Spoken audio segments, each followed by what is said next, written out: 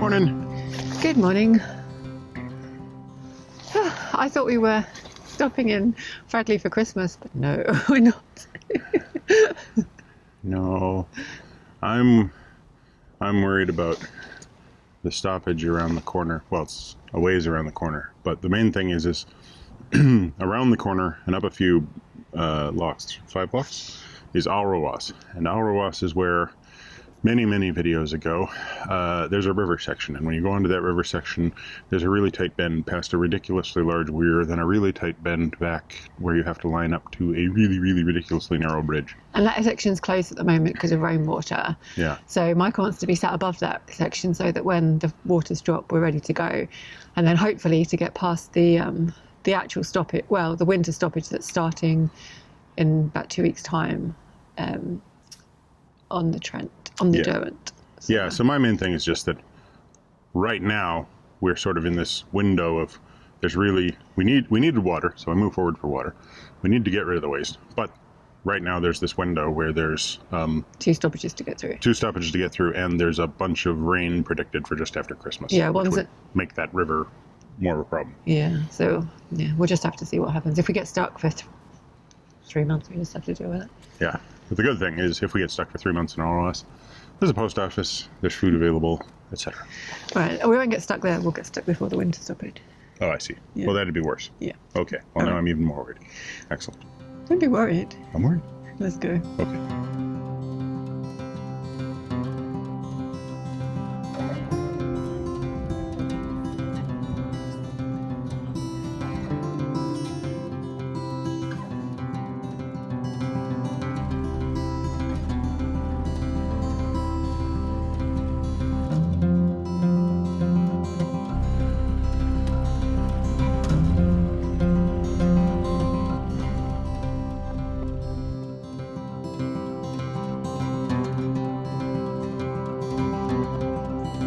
If there is an explanation as to why there's a falling apart car on the towpath here, I don't know what it is. It's just a few hundred metres from the water point to the junction itself, where we turn onto the Trent Mersey Canal to head east. A left turn here would take us directly back to Great Hayward, where we were a few months ago. We definitely went the long way round just to visit those 3 missed silver propeller locations. Right after the junction is Junction Lock, the first of 5 that we need to descend today. The arm of Michael's windlass is a bit too long for this mechanism, which makes raising the paddle a little bit awkward.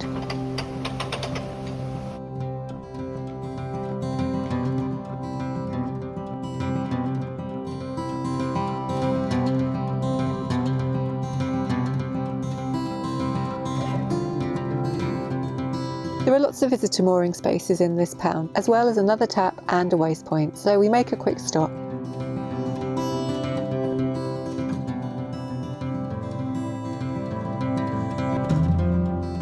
The CRT are running an event here for children. I think it's some kind of treasure hunt, and there's lots of people milling about and joining in. There's also a cafe running out of this trailer, so it's quite the hub of activity here, which is unusual these days.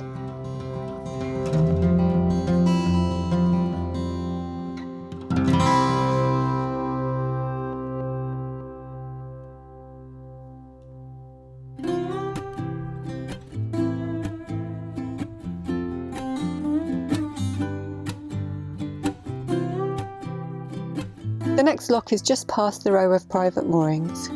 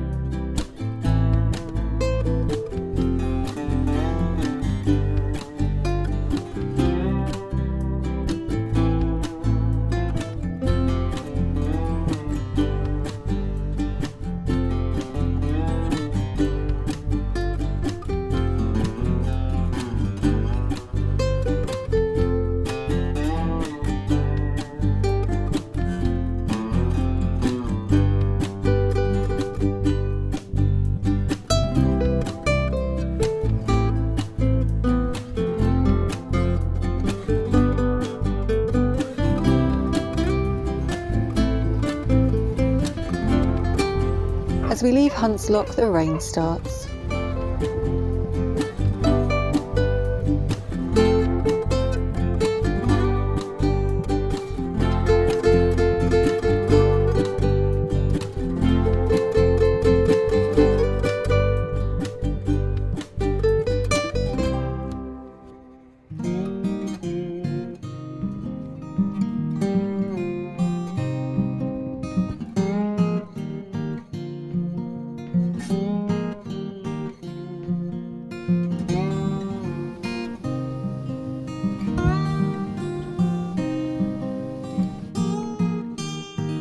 It's a bit on the windy side here, and Michael has to fight to keep the boat in the centre of the channel.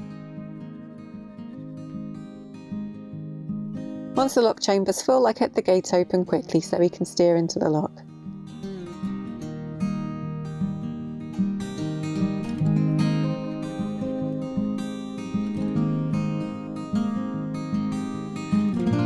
There's a new marina being built here. I think it's due to open soon, and you can see the buildings going up behind us.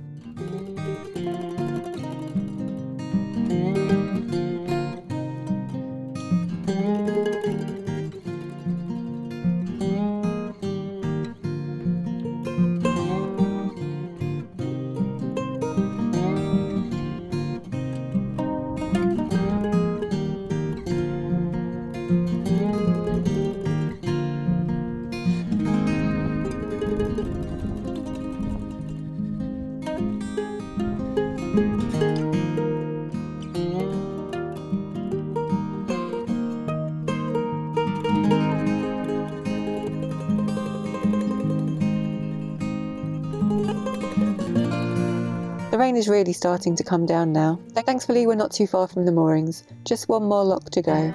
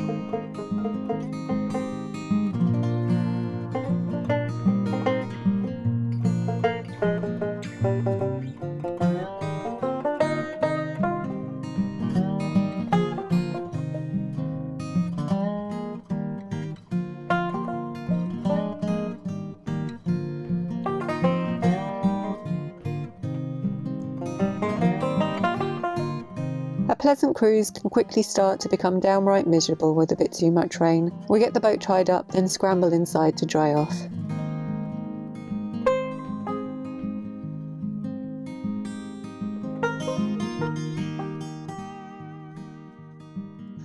Well, that was a fun day. We made it to Alrewas. I still don't know how to pronounce that properly. I remember that when we went through here a couple of years ago and we had the videos through here, we got like an enormous number of explanations of it. Oh, it's Alrewas, Alrewas. There was a whole bunch of different ones, and it's too far back for me to remember. So when we arrived, it was absolutely pouring with rain. And when we woke up this morning and Michael says, should we move? I said, look at the water forecast. If it's dry, we'll go. If it's wet, we won't. And I did. I looked at my phone. I looked at, Apple has this thing where every once in a while it can't quite figure out where it is. And it was like, oh, okay. So apparently it's dry in Tamworth. Yes. Not in Fradley. It did say that it was going to be dry until the mid-afternoon. And so I looked at the Met Office, which is, sort of the, well, if you're from America or anything, you'll know the Weather Channel. It's the same sort of idea. And went onto their website, looked at the Met Office's forecast. The Met Office's forecast was better. It was like, hey, no problem. Until at least 6 o'clock, you've just got fog and a little bit of drizzle. And it's like, okay, fog and a little bit of drizzle, that sounds fine. Then it turned out that fog can mean, hey, you're in the middle of the cloud. At the moment that it's not raining as such, it's just wet. Luckily, it was only a fairly short cruise, 5 locks, just 2 miles. Yeah. Yeah. And we couldn't go any further because the next lock is the river lock, and it is definitely in flood. So hopefully we can get through. Sometime in the next little while. Yeah, I kind of in two minds because I kind of want to be beyond that because of the stoppage that's beyond that. So it's kind of a little bit worrying that we might get stuck. But at the same time, I don't want to move the boat. I want to stay here for Christmas. Yeah. Because it's 2 days before Christmas.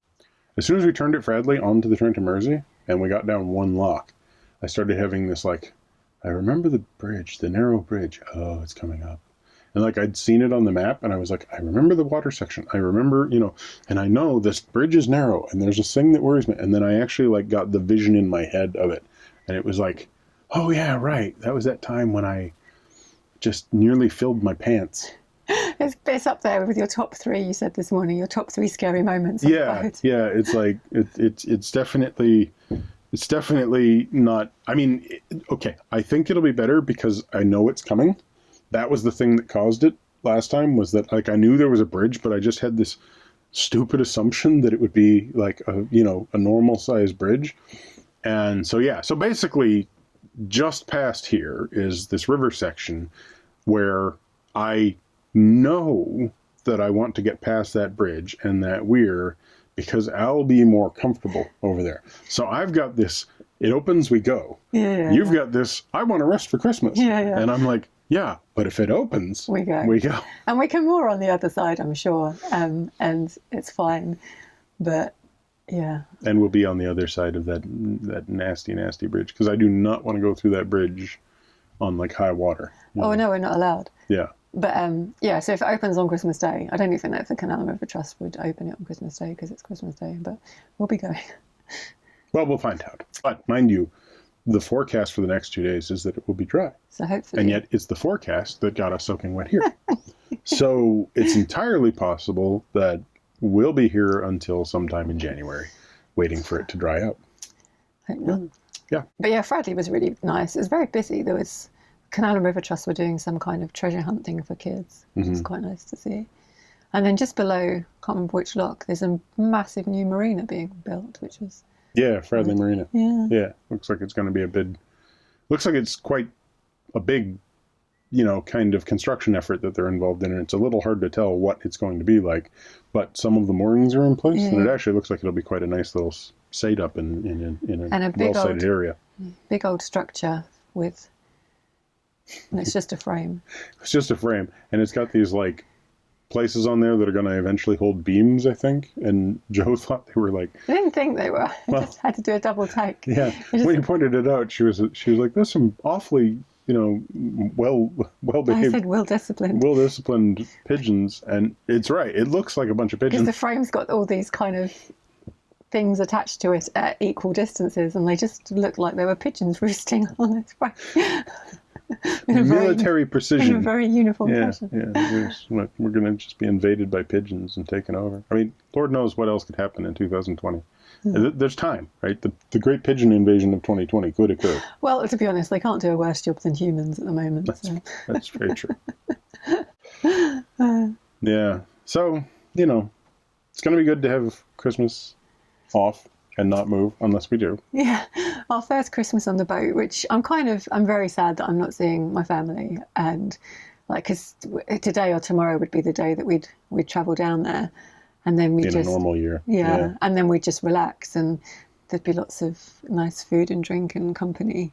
Yeah. And like 4 days of not thinking about work. No. And me being forced to play Beetle and, just like, fun. It's going to be party central on our boat. Oh yeah, totally, big time. With our traditional Christmas vegetarian lasagna. Yeah. Yeah, exactly. The sort of thing that everybody makes. Yeah. It's like we could... I mean, it's really quite funny. Like, we have absolutely nothing Christmas related, right? It's like... I bought some Twiglets. What's Twiglets? Twiglets? They're like party food. Oh, party food. Okay, well, we got Twiglets. That's good. I mean, Joe bought all this stuff that she sort of squirreled away, and it's like, you can't have it till Christmas, you can't have it till Christmas, but I keep finding it in little places, and I open one up, and it's like, new deli mix. I panic bought in the shop because Like I've wanted to get our shopping, like our weekly shop, over and done with way before Christmas, because I knew people would be going crazy. But at the same time, I wanted to get us some nice food. And I went to the shop at like 8 a.m. and it was really busy and I was just uncomfortable being in there. So I was just like, oh, I'll grab this and I'll grab this. It's like, they're so random. Even I had a list as well. Some are like, candied yams? No, New Delhi mix. I mean, I'm looking forward to it. I'm just not associating it very strongly with Christmas. I decided we'd slow cook the lasagna sauce all day, and it would just be like really rich and nice. And then we'd have like a really nice cheesy sauce with it and some garlic bread, and it's just very untraditional. And then you were texting me because you couldn't find it. I was like, Christmas ruined. There's no lasagna sheets in Sainsbury's. She's like, I'm gonna have to rethink this. That was the text message you sent me. Was we're gonna have to rethink Christmas. And I'm like, what? What does that even mean? Like most people would be like, oh, there's no turkeys left. I'm like, there's no lasagna sheets. It's like, what are we going to do? Michael's like, you could try Marks and Spencer's, but I wasn't going to go to that shop. I was actually going to say nachos, but then I was like, nah, I don't think that'll go over well. So. But luckily, I went to where they have the fresh pasta and there was some fresh lasagna, so it's even nicer. Yeah. And Christmas is saved. Christmas is saved. Doesn't resemble Christmas, except for maybe in Italy, if you're Indian, apparently. Like, it's... I mean, it is really cool. It's funny. It's like you're gonna love this lasagna. I know. I'm looking forward to it. I just like when I found the New Delhi mix, I was just like, well, that's highly Christmas. That says Christmas to me. Oh, and before I went to Sainsbury's, Michael, I said, is there anything you want as a treat? And he was like, oh, I really fancy some lemon muffins. And I got to the cake aisle and there's all these people in the cake aisle. I just wanted to get out of there. I couldn't find lemon muffins, so I got lemon slices and lemon Madeira cake. Yeah. And I was unpacking the shopping and he was like, I'm just like, whoa. We're sorted for lemon. yeah, because I meant like, they got this like little plastic, I can't remember exactly what shop it is. I was just like, if you see them, one of these, I can't remember if it was Tesco's or Sainsbury's, but anyway, in the bakery, they do like a little punnet with a few lemon muffins. And I always look at it and I go, oh, that looks nice. But I always pass on it because, it's too many, right? It's always like, I want one muffin. They've got 6 muffins, and I was like, okay, maybe for Christmas, fair enough, because I know Joe's not going to eat any lemon muffins.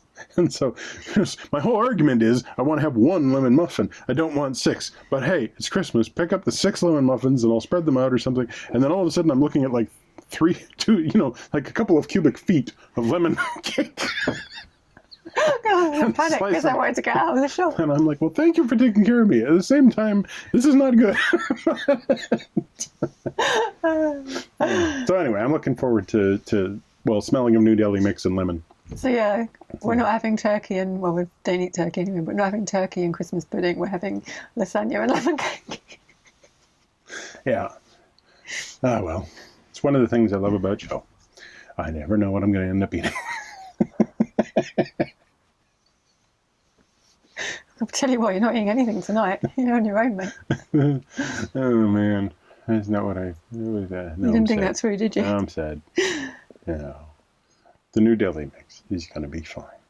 All right, let's go. Thanks for watching. If you like the video, give it a thumbs up. Comment down below. Merry Christmas. In July. March. April. Whenever you receive this. Yeah. Yeah. Thanks for watching. Click the bell. Subscribe. Bye. Bye-bye.